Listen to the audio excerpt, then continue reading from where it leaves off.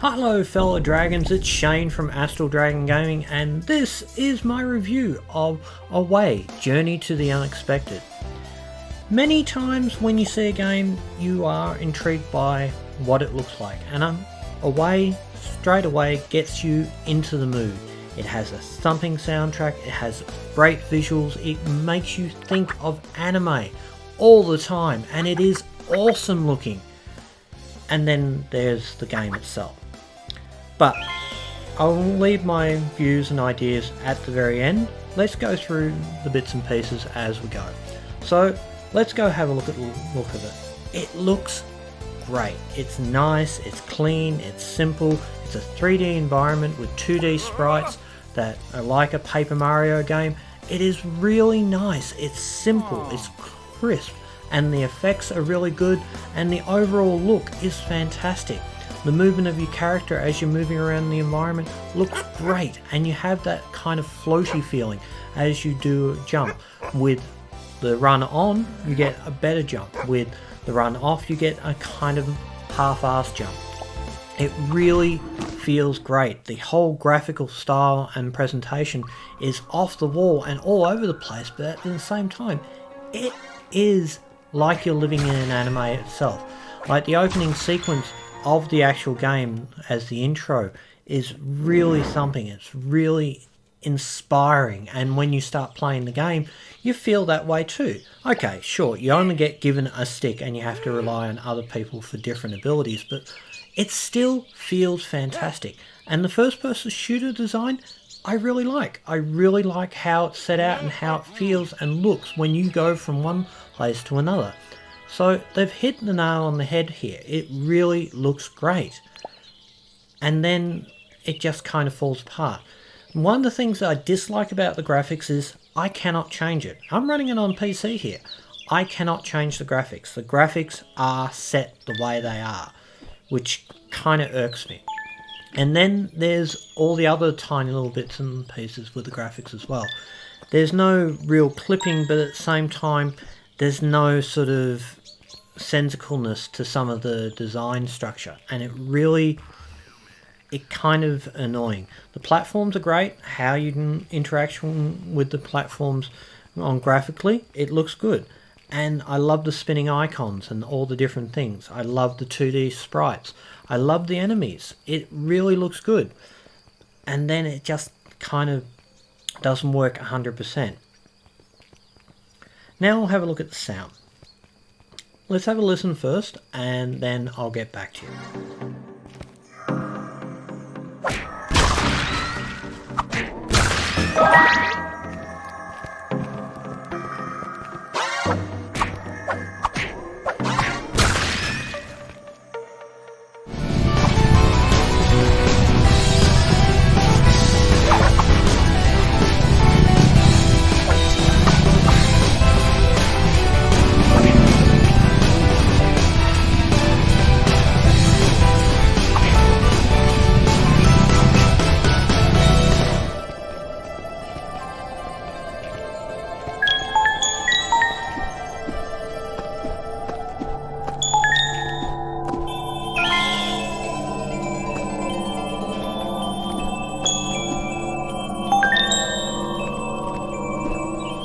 So as you can see, the sound is really good. Like, there's the environmental sounds of your own character walking around, hitting things, hitting chickens, getting cursed. Bad idea. Do not hit the chickens too much, because the whole game gets slightly harder after that point in time. It really has a great sort of sound to it. There is no voice, which is to be expected for a game that's designed like this. It's mostly all text and the sort of ah, ooh, ah sort of noises that go with the imitation of someone's actually talking to you. But it's not great, but it's whatever it is. It's not the best all and be all design, but you know, you work with what you got.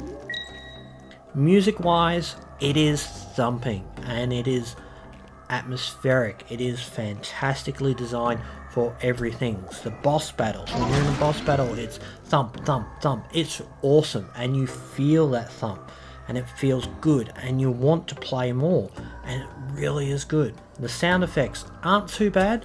I love the swish of the stick. I love the different characters and their different sort of weapon types and how they do things, and it's also really a good package in general. And then the environmental sounds or the environmental music as you're sort of walking around places as well. That's really great. It's an inclusion structure, and every zone is very different and feels very different. Like the ice area is very Asian like. The west area is very sort of what would you call it? Kind of like for a few dollars more Clint Eastwood kind of design, where all you hear is the slight little bit of music and the wah, wah, wah sort of thing, and you really feel that kind of Wild West kind of feel to it, and that's really great. I love the overall package of it and everything. So now we come down to the more nitty gritty, the basic storyline. Basic storyline, you start off, you name your character, and that's the person that exists in this world. Living with the grandparents, don't know where your parents are because your parents do a massively important job somewhere for the government, and all of a sudden you wake up to explosions. You walk off to your grandparents say, oh, something went wrong in the basement, go check it. Yeah, your grandparents are that responsible. Go down to the basement, the dog appears and hands you a stick and says, go beat things. And that's what you do. You go off and attack with that, and that's the whole premise of the story, and it kind of loops back and around. Every time you die, it loops back and you do the same thing over and over again. So it has a kind of an adventure structure, first-person shooter, party building, rogue-lite, because every time you die you gain experience, you get better, and you get more perks and different things like more health, different attack, guard, certain things are open, certain things are given better to you, and so on and so forth. And that's great. But my god, there are some things in this game that truly frustrate me. The option menu is literally devoid of anything really useful. You can't customize controls. You can't even see what the controls do for what. So if you don't remember the little tutorial windows as they popped up, don't worry, you won't know anything. You don't know where anything is. It's really, really frustrating, and I think it's a big thing that they missed. And I think it's something that they should have seen, and yet they didn't see. And I really think the developer kind of dropped the bomb on this entire thing.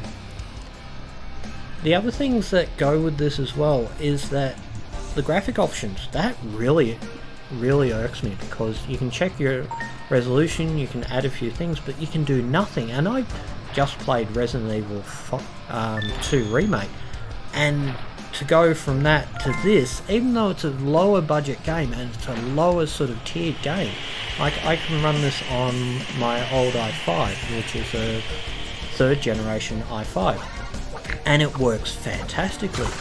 And I'm running on my new Ryzen 7 and it works fantastically, but overall it just clunks. It just feels wrong when you can't change the basic graphics, you can't add options, you can't change textures or anything like that. It feels very sort of thing. And then to caveat that with the lack of other things and the lack of tutorials and the lack of telling you where to go, when to go, how to go, you kind of have to wander around and fuddle your way through it.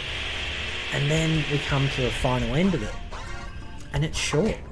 This game is so horrendously short, and that really kind of hurts this game, because it's great, it's visually great, it looks great, it feels great, you like running around. It feels like Doom's kind of controls, like Doom 2016 Doom, and it feels great and it feels immersive and you really want to play it.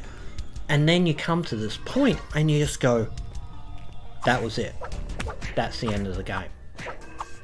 The bosses aren't even much chop. They're simple, they're easy to kill, and for the price this title is asking, I really I find it so hard to play a game like this, get into it, and then come to the loggerhead and come to the point, and it's ended. Like, yeah, you have to work through word trees with different characters in the game in order to become companions on your journey through the game, but no, it's like the dungeons are small and titchy. They're randomly generated, but they're not very big. Like, you have to defeat 3 dungeons per area in order to move forward to the next section, and there's only like 4 sections to go through. And yeah, this is horrendously bad. So my final thoughts on Away, Journey to the Unexpected. It did make an unexpected thing for me. That a game I looked at, it looked really good, and then it crushes me by having a fairly dull story, dead story almost, and I just, it hurts when you pay for a game and you feel this thing. This game is good to come and have a look-see, but I would not be paying full price for it if I was you. I would be waiting for a nice, deep Steam sale, deep Nintendo sale. I haven't even checked the price on Switch for this, and I'm thinking when I look for it, I'm going to cry for anyone that actually bought this straight off the bat. So it's a great game, but it's short. I'm hoping at some point that they might put out DLCs to expand and give you more story, because it feels like there's going to be more in this game, and then when you finish the game, it's kind of dull and ended and it's nothing. And that's what really makes me cry about this game. So anyway, I'm Shane from Astraldragon Gaming, and I thank you for watching this video. I hope you come back and see me again. And to make that easier for you, make sure you subscribe, hit the bell icon, and hit that like button, because then I know I've done a good job. Otherwise, I'm screwed. Other than that, I hope you're having a great day, and I will see you on the next video.